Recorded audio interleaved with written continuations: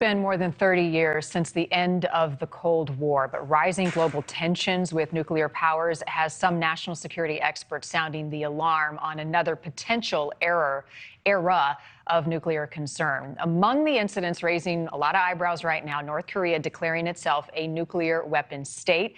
That happened last month. Meanwhile, the White House press secretary says Iran is responsible for a drone strike in Kyiv this week and for assisting Russia in their ongoing violent attacks against Ukraine.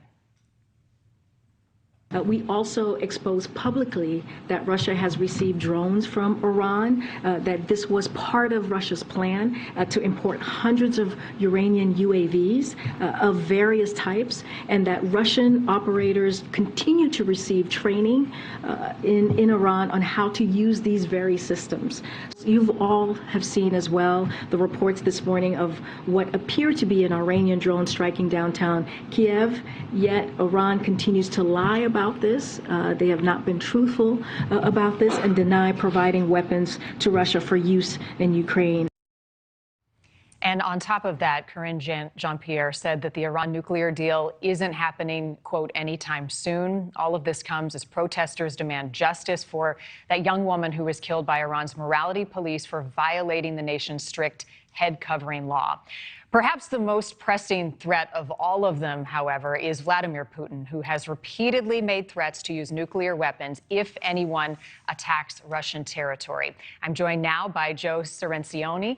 He is a national security expert and author with 40 years' experience on this topic. Joe, great to have you with us this morning. I want to talk about the nuclear threat, and we're going to dig into that. But let's start with what Volodymyr Zelensky said recently. He said, quote, "There is no space left for negotiations with Putin's regime." Is the door to diplomacy closed, or was it ever really open between these two countries?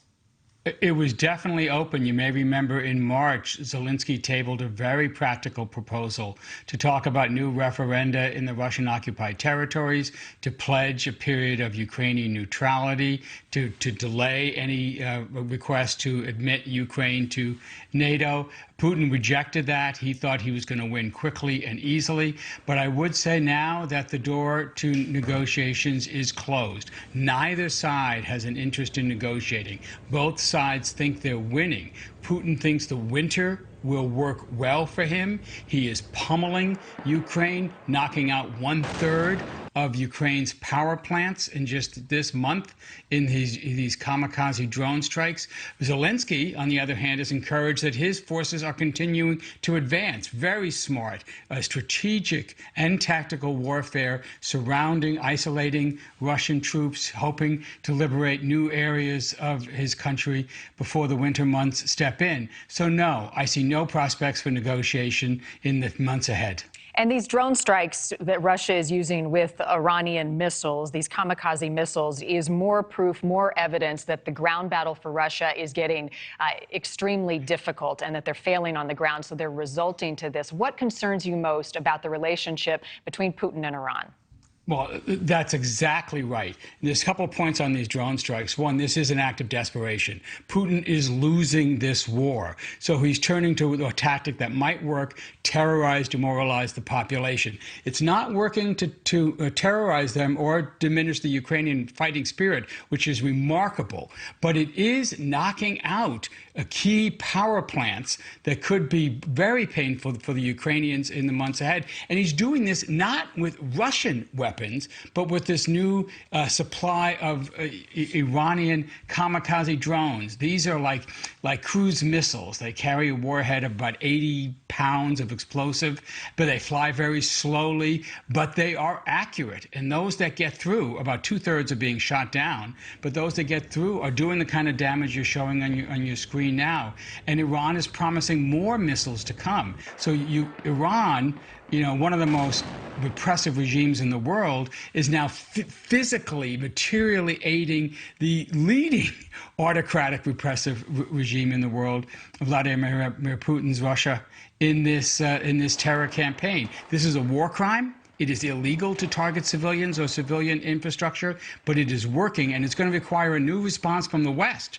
We have to help Ukraine rebuild before the winter months come in. I think electric power plants could become the new javelins, the new HIMARS, what Ukraine really needs to get through the winter months. Yeah, electricity, and they're also targeting water, as you know, Joe. Anything else that you think the White House should be doing to address the current threat differently than they're doing right now? More advanced weapons for Ukraine. And I say this as somebody who supports a negotiated solution, who supports a peaceful resolution to this war. But the only way to get that is to defeat Vladimir Putin on the battlefield. And for that, the Ukrainians need the longer range weapons they've been asking for. The HIMARS, for example, very effective. They go about 40 miles and can reach deep into Russian ammo depots. But what they want are the ATACMS, a missile that could fit those same trucks, those same shoot and scoot weapons, but can go 200 miles. With those kinds of weapons, they could really do incredible damage to Russia's logistics, to its supply, to its morale. That's the kind of thing we should be doing more of, and do it more quickly. Joe, in your most recent book, you warn that many are dead wrong in thinking that nuclear weapon threats ended with the Cold War. Explain that. Oh, thank you for reading the book. Yes, you know, we were lulled into this false sense of safety. We thought that after the Cold War, the stockpiles were coming down, which they were, that Republicans and Democrats were united in negotiating with the Russians, deep cuts and new restrictions, which we did. And the arsenals came down dramatically. We used to have about 70,000 nuclear weapons in the world. We're now down to about 13,000 total, most held by the United States and Russia, but we didn't finish the job. As a result, we left Vladimir Putin with 6,000 weapons. About 2,000 of those are so-called tactical weapons that can be mated with some of the delivery systems you're seeing him use, the Iskander missiles, the cruise missiles, the KH-95s, for example, that they're firing from their bombers. And these can deliver a Nagasaki-sized bomb on Ukrainian troop formations on a Ukrainian city, and can have a devastating effect. 60 years ago this month, Robert Kennedy stood on the lawn of the White House and thought, I might not see another morning. He was in the middle of the Cuban Missile Crisis, the closest we've ever come to a global thermonuclear war. I would say we're at a similar moment here. It's different. It's not that exact kind of exchange, but we are closer to the intentional use of nuclear weapons now than we've been at any moment since that crisis of 60 years ago. That's why the stakes are so high. Yeah, the threat is imminent. However, do you think that it was the wrong word to use by the president to say Armageddon as we near a nuclear threat with Russia or North Korea? I don't. I've been issuing similar warnings, and that is actually the consensus among nuclear experts. And it's two things that at first appear contradictory. One, these stakes are high. If Putin uses a nuclear weapon, it gets a very slippery slope. War games show that once you cross that line, if the other side responds with a nuclear weapon, it can quickly escalate out of control. But the other thing he's saying, and in his same meeting actually, is that he doesn't think this is probable. He doesn't think that Putin is going to do this, that he's making these threats. We've seen more nuclear threats out of Moscow in the last 8 months than we've seen by all nations combined in the last 77 years. So he's ratcheting up the threat for political purposes, for diplomatic purposes, but we haven't seen any indication that he's actually operationalizing this. But you have to understand that the threat is real. This could happen. He has the means to do it. He has the methodology to do it. Russian doctrine calls for the first use of nuclear weapons if they're losing a conventional war like they are now. And he's got the motive to do it. He's in a very difficult spot.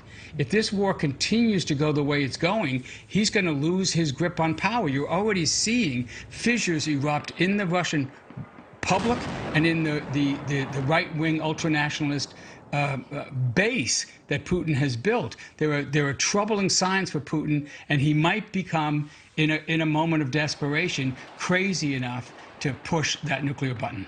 Yeah, backed into a corner. So many have said he's evil, but he's not crazy. But at this point, no one really knows.